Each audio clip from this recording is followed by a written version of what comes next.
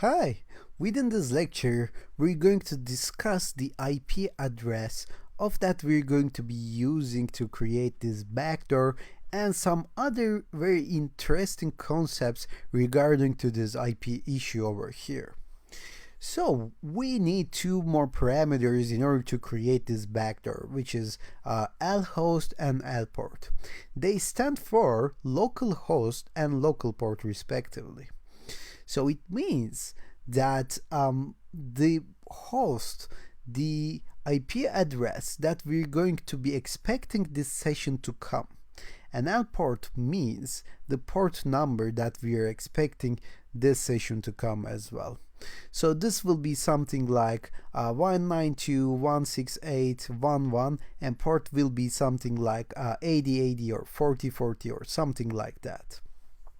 So what is the issue? Why don't we just give the IP address and wait for connection to come over here? So there are actually more than one IP address that we can give over here. So if you have ever watched a section like this or a tutorial like this in YouTube or any other websites, most probably you would see something like local IP address is put over here. Actually, there are more than one IP address. If you go to google.com and search for what is my IP address, then you're going to get your public IP address, which is the IP address of your router, your modem. Okay, this is not the specific IP address of your current device. This is the IP address of your router.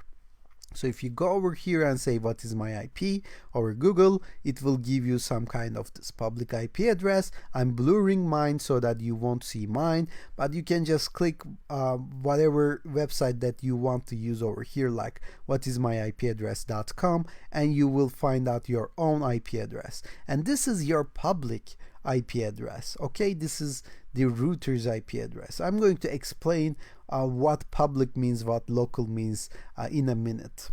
But the problem over here is that if you give that public IP address to this backdoor, then it's not safe for you. It's not safe for the hacker, because in real life, if a hacker commits a crime, they can actually analyze the backdoor and they can see the public IP address on that backdoor so that they can try to locate the location of the hacker with that information.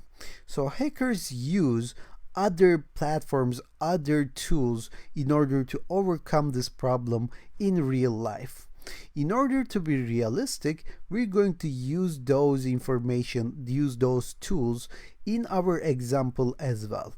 So I'm going to explain what a local IP is and what a public IP is with a detailed presentation to you, so it won't be some kind of vague thing in your head.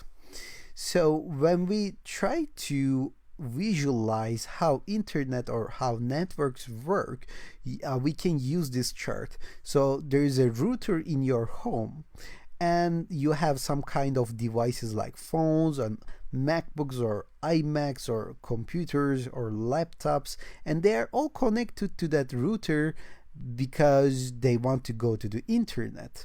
So when they try to go to google.com, for example, they send some requests to the router and router sends some requests to the internet.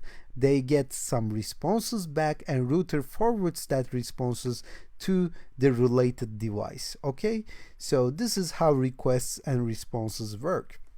But over here, we only have one public IP address, which is 85.100.25.149 in this case. But also we have some local IP addresses as well. So these local IP addresses are assigned by router with some kind of tools to the individual devices in your home or in your network. Okay, so what you see as 192.168.0.10.0.11.0.12 represents the local IP address of the individual devices. So router generally gets the first IP address unless it is configured otherwise, so it is 192.168.0.1. So they use this IP addresses and something other else called MAC addresses in order to circulate this information within network, in order to have this kind of communication within network. Okay, but we use public IP addresses in order to communicate with the external world. So if you guess that every individual device in this house has the same public IP address, then you're absolutely right. They have different local IP addresses, but they have only one public IP address. So if you want to get a connection from some outer world, you have to give them your public IP address, which is not safe because it's detectable, it's trackable, okay?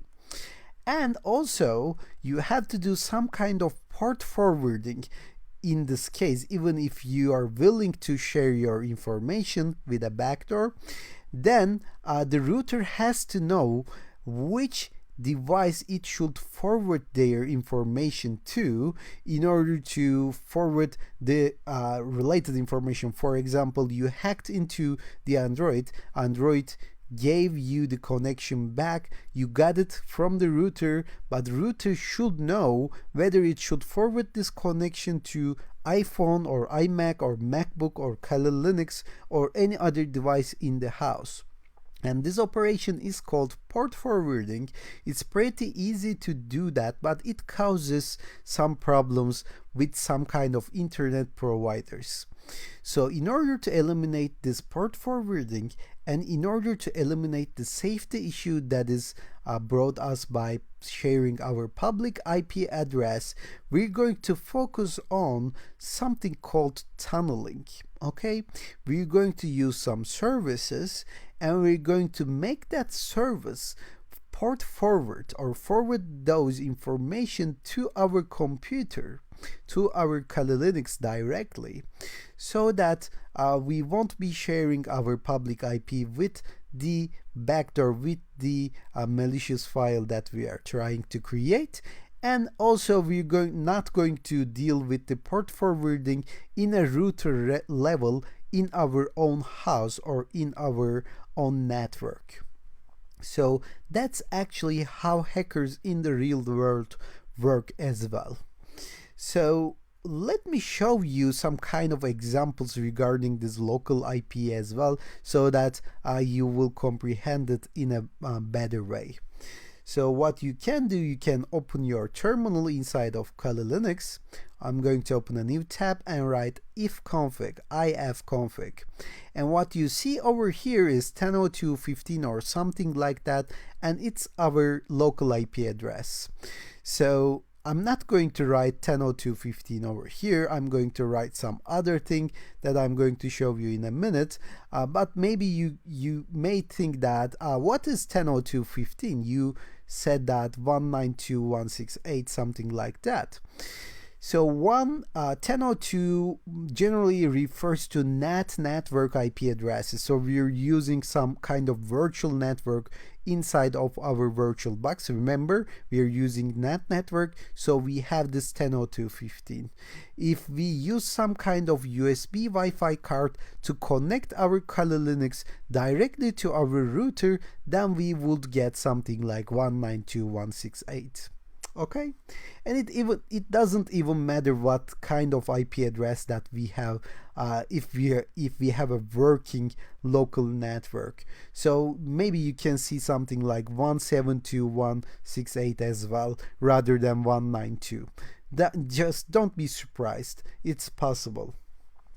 And over here, as I said before, we're not going to use those information in order to create our lhost and lport, but rather we're going to use something called tunneling. But it's essential for you to understand this information so that you would understand what are we trying to do, with the tunneling service in a minute. Okay, so if you come to this point, I'm going to stop over here and continue with the tunnel services within the next lecture.